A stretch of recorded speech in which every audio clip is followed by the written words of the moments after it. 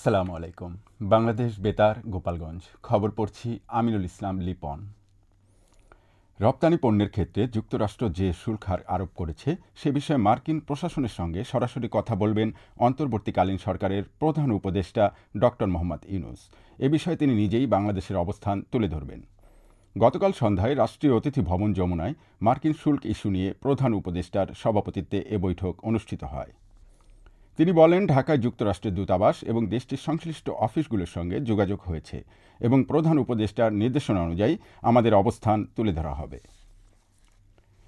নড়াইলের নির্মাণাধীন Hatem Ali engineering college সহ বেশ কয়েকটি শিক্ষা ভবনের নির্মাণ কাজের অগ্রগতি পরিদর্শন করেছেন শিক্ষা সচিব খমা কবিরুল ইসলাম। শিক্ষা সচিব টেকনিক্যাল স্কুল অ্যান্ড কলেজের নবনির্মিত 5তলা বিশিষ্ট একাডেমিক কাম ওয়ার্কশপ ভবনের কাজ পরিদর্শন করেন। সেখানে দরজা জানালা সহ নানা কাজে অনিয়ম দেখে তিনি অসন্তোষ প্রকাশ করেন। শিক্ষা অধিদপ্তরের পরিচালক রেজাউল করিম, নড়াইলের জেলার প্রশাসক শারমিন আক্তার জাহান, অতিরিক্ত জেলার প্রশাসক সার্বিক লিঙ্কন বিশ্বাস, শিক্ষা প্রকৌশল বিভাগের নির্বাহী প্রকৌশলী অর্ণব রায়, টেকনিক্যাল স্কুল অ্যান্ড কলেজের অধ্যক্ষ রঞ্জিত কুমার মণ্ডল ও এনডিসি জিসান আলী সহ প্রশাসনের কর্মকর্তা সহ সংশ্লিষ্টরা এ সময় উপস্থিত ছিলেন। জেলা ছাত্রদলের সাবেক ও বর্তমান নেতৃবৃন্দের ঈদ পুনর্মিলনী অনুষ্ঠান গতকাল নড়াইল ভিক্টোরিয়া কলেজের মাল্টিপারপাস হলরুমে অনুষ্ঠিত হয়। জেলা বিএনপি সাধারণ সম্পাদক আলহাজ মোহাম্মদ মনিরুল ইসলাম অনুষ্ঠানের প্রধান অতিথি হিসেবে উপস্থিত ছিলেন। সরকারি ভিক্টোরিয়া কলেজ ছাত্রদলের আহ্বায়ক আরিফ বিশ্বাসের সভাপতিত্বে জাতীয়তাবাদী দল বিএনপি জেলা শাখার সাংগঠনিক সম্পাদক খন্দকার ইজাজুল হাসান বাবু ও অ্যাডভোকেট মাহবুব মোর্শেদ জাপল, লোহাগাড়া সরকারি পাইলট উচ্চ বিদ্যালয়ের প্রধান শিক্ষক এস.এম. হায়াতুজ্জামান, সদর উপজেলা বিএনপির সাধারণ সম্পাদক মুজাহিদুর রহমান পলাশ সহ জেলা, উপজেলা, পৌর ও কলেজ শাখার ছাত্রদলের নেতাকর্মীরা এ সময় উপস্থিত ছিলেন। সরকারি ভিক্টোরিয়া কলেজ ছাত্রদল এ আয়োজন করে। গোপালগঞ্জের কাশিয়ানীতে অনুষ্ঠিত হয়েছে হারিয়ে যাওয়া গ্রাম্য খেলা। ঈদের ছুটিতে বেড়াতে এসে কাশিয়ানী চাপ্তা গ্রামের লোকজন চাপ্তা রেল স্টেশন মাঠে আয়োজন করেন এই গ্রাম্য খেলা। গতকাল আনন্দ উৎসবের মধ্য দিয়ে শত শত গ্রামবাসী গ্রাম্য খেলায় দড়ি টানাটানি ও তৈলাক্ত কলাগাছে ওঠা প্রতিযোগিতার আয়োজন করে। এছাড়াও নারীদের জন্য চেয়ার সিটিং খেলার আয়োজন করা হয়। আয়োজকরা বলেন, আগামীতে তারা এ ধরনের খেলা আরও বেশি করে আয়োজন করে প্রাচীন ঐতিহ্যকে ধরে রাখবেন।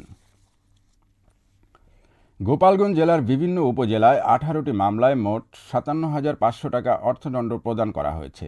গোপালগঞ্জ সদর উপজেলার ঢাকা খুলনা মহাসড়কের পুলিশ লাইন বাস স্ট্যান্ড ও বেদগ্রাম বাস স্ট্যান্ডে মোবাইল কোর্ট পরিচালনাকালে গণপরিবহনে অতিরিক্ত ভাড়া আদায়, ভাড়ার তালিকা প্রদর্শন না করা, রুট পারমিট না থাকা ও ফিটনেসবিহীন গাড়ি চালানোর কারণে 14টি মামলায় মোট 40,500 টাকা অর্থদণ্ড প্রদান করা হয়।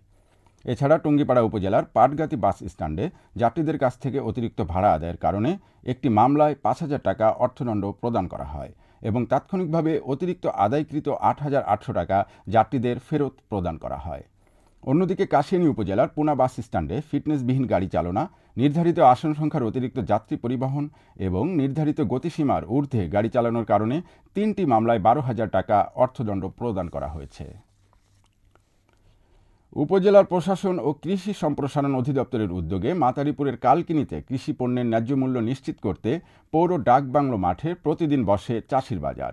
এই বাজারে কৃষকরা নিজেদের উৎপাদিত পণ্য সরাসরি বিক্রি করছেন ভোক্তাদের নিকট। প্রতিদিন সকাল 7টা থেকে 11টা পর্যন্ত চালু থাকে এ বাজার। বাজারে শাকসবজি, মাছ, মাংস ও ফলমূল মিলছে ন্যায্য মূল্যে ও টাটকা অবস্থায়। এবারে কৃষি সংবাদ।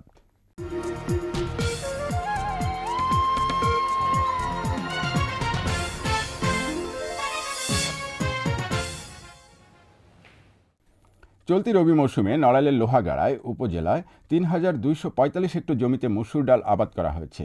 উপজেলা কৃষি সম্প্রসারণ অধিদপ্তর জানায়, উপজেলায় চলতি মৌসুমে প্রতি হেক্টরে 1.19 মেট্রিক টন করে মোট 3,861 মেট্রিক টন মসুর ডাল উৎপাদনের লক্ষ্যমাত্রা ধরা হয়েছে। সবশেষে আবহাওয়া।